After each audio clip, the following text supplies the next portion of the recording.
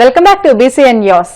దేశ గౌరవాన్ని ప్రపంచ వేదికపై నిలిపిన నాయకుడు మాజీ ప్రధాని భారతరత్న అటల్ బిహారీ వాజ్పేయి అని బీజేపీ రాష్ట అధ్యకుడు పీవీఎన్ మాధవ్ కొనియాడారు. వాజ్పేయి శత జయంతి ఉత్సవాల సందర్భంగా మాధవ్ చేపట్టిన సుపరిపాలన యాత్ర శ్రీకాకుళంకు చేరుకుంది.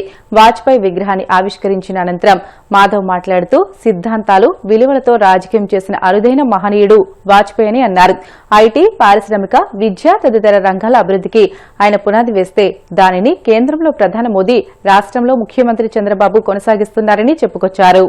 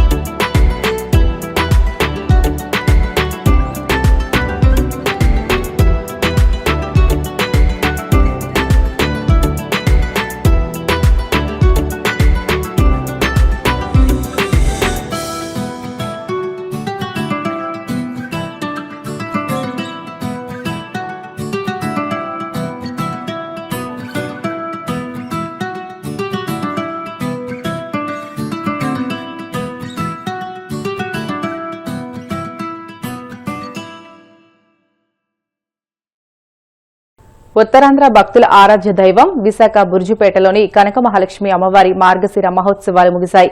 ఈ నేపథ్యంలో ఆలయం భక్తులతో కిటకిటలాడింది. ఉత్సవాల ఆఖరి రోజు కావడంతో పెద్ద సంఖ్యలో భక్తులు తరలివచ్చి అమ్మవారికి పసుపు, కుంకుమ, శారీ సమర్పించారు. ఆలయ ఆవరణలో సందడి వాతావరణం నెలకొంది. ఈ ఉత్సవాల ఏర్పాట్లను ఈవో శోభారాణి పర్యవేక్షించారు.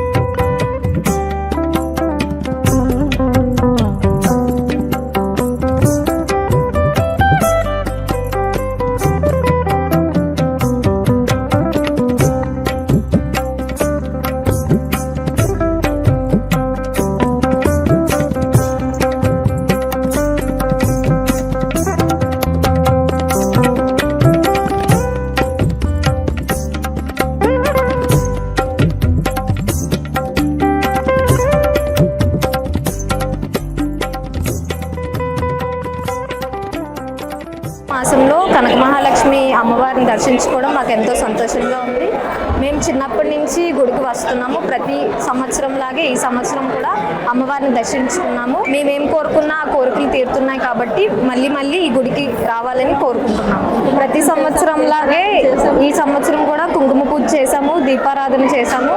ఇది మా పూర్వజన్మ సుకృతం అని మేము అనుకుంటున్నాము. మేము అలా భావిస్తున్నాం. మా ఫ్యామిలీ మెంబర్స్తో రావడం ఎంతో హ్యాపీగా ఉంది. ప్రతి సంవత్సరంలానే ఈ సంవత్సరం కూడా ఫ్యామిలీ మెంబర్స్ అందరినీ వచ్చి అమ్మవారిని దర్శించుకున్నాం. తెలంగాణలో మత విద్వేషాలకు తావులేదని, ఎవరి మతాన్ని వారు ఆచరిస్తూనే ఇతర మతాలను గౌరవించాలని ముఖ్యమంత్రి రేవంత్ రెడ్డి పిలుపునిచ్చారు. మత ప్రాతిపదికన దాడులు చేయాలని చూసిన వారిని, అలాంటి ఘటనలు ప్రభుత్వం అణచివేసిందని తెలియజేశారు. ఇతర మతాలను కించపరిస్తే శిక్షించే విధంగా కర్ణాటక తరహాలో శాసనసభలో చట్టం తెస్తామని ప్రకటించారు. మానవ సేవయే మాధవ సేవ అని, ద్వేషించే వారిని కూడా ప్రేమించాలన్న యేసుక్రీస్తు బోధనలే ప్రజా ప్రభుత్వానికి దిక్సూచి అని పేర్కొన్నారు. హైదరాబాద్లోని ఎల్బీ స్టేడియంలో రాష్ట ప్రభుత్వం అధికారికంగా నిర్వహించిన క్రిస్మస్ వేడుకల్లో సీఎం రేవంత్ రెడ్డి ముఖ్య అతిథిగా పాల్గొన్నారు. ఈ సందర్భంగా రాష్ట అభివృద్ది, సంక్షేమంపై కీలక ప్రసంగం చేశారు. 2000 సంవత్సరాల క్రితం పశువుల పాకలో జన్మించిన మానవ జన్మ ఎత్తి మానవ సేవనే మాధవ సేవ, ప్రేమను పంచాలి, శాంతిని పెంచాలి అని సందేశాన్నిచ్చి మానవుడే దేవుడుగా మారిన యేసు ప్రభు యొక్క జన్మదినము ప్రపంచానికే ఒక పెద్ద పండుగ. ఈ ప్రపంచంలో అన్ని దేశాలలో ఒకేసారి జరుపుకునే పండుగ ఏదైనా ఉందంటే అది ఒకే ఒక్క పండుగ, క్రిస్మస్ పండుగ. యేసు ప్రభు యొక్క జన్మ ఈ లోకానికి శాంతిని, ఈ లోకానికి ప్రేమను అందించింది. దారి తప్పిన బాధితులకు సన్మార్గాన్ని సూచించి ద్వేషించే వాళ్ళను కూడా ప్రేమించేంత గొప్ప మనసును ప్రభువు మనకు అందించడమే కాకుండా నిత్యం వారి స్ఫూర్తి మనకు కలిగించి ఈ ప్రపంచమే ఒక శాంతి సందేశాన్ని అందించడానికి యేసు ప్రభువు కారకులైంది. అందుకే వారు జన్మించిన మాసము December month is miracle month. ప్రపంచంలోనే అద్భుతం జరిగిన మాసం ఏదైతే ఉన్నదో అది డిసెంబర్ మాసం.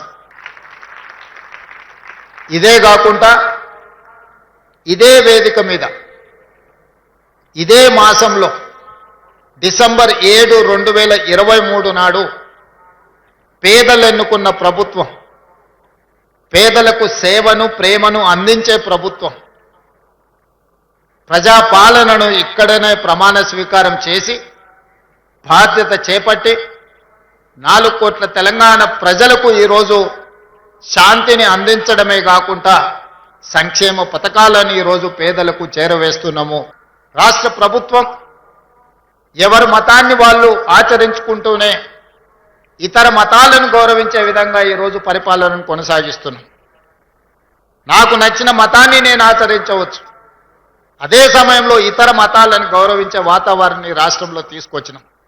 మత ప్రాతిపదికన ఎవరైనా దాడులు చేయాలన్న ఆలోచన చేసినా, అనుకోని చెదురుమదర సంఘటనలు ఏవైనా జరిగినా ప్రభుత్వం కఠినంగా అణిచివేసింది. అట్లాంటి వాళ్ళ పట్ల అప్రమత్తంగా ఈరోజు మా ప్రభుత్వం వ్యవహరిస్తున్నది.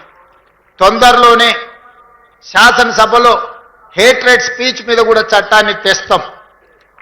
ఇతర మతాలను కించపరిచే విధంగా ఎవరైనా మాట్లాడితే చట్ట పరిధిలో వాళ్ళను శిక్షించడానికి అవసరమైన చట్టాన్ని ఈ మధ్య కాలంలోనే కర్ణాటక రాష్ట్రంలో కాంగ్రెస్ పార్టీ శాసనసభలో ప్రవేశపెట్టి ఇతర మతాలను కించపరిచే విధంగా, ఇతర మతస్థులను తక్కువ చేసే విధంగా మాట్లాడితే శిక్షించే విధంగా చట్టాన్ని సవరించిండ్రు. తొందరలోనే తెలంగాణ రాష్ట్రంలో కూడా బడ్జెట్ సమావేశాలలో ఆ చట్టాన్ని తీసుకొచ్చి అన్ని మతాలకు సమానమైన హక్కును, అధికారాన్ని, వాళ్ళ యొక్క మతాన్ని వాళ్ళు ఆచరించే స్వేచ్ఛను తెలంగాణ రాష్ట్ర ప్రభుత్వం అందిస్తుంది అని చెప్పి నేను ఈ సందర్భంగా తెలియజేస్తున్నా. వార్తలు ముగించే ముందు ముఖ్యాంశాలు మరొకసారి. పోలియో రహిత సమాజాన్ని నిర్మించేందుకు ప్రతి ఒక్కరూ తమ వంతు సహకారం అందించాలి. కేంద్ర ఉక్కు, భారీ పరిశ్రమ శాఖ సహాయ మంత్రి శ్రీనివాస్ వర్మ పిలుపు. పిల్లలకు పల్స్ పోలియో చుక్కలు వేయించేందుకు తల్లిదండ్రులు ప్రత్యేక శ్రద్ధ తీసుకోవాలి. పిలుపునిచ్చిన పశ్చిమ గోదావరి జిల్లా కలెక్టర్ నాగరాణి.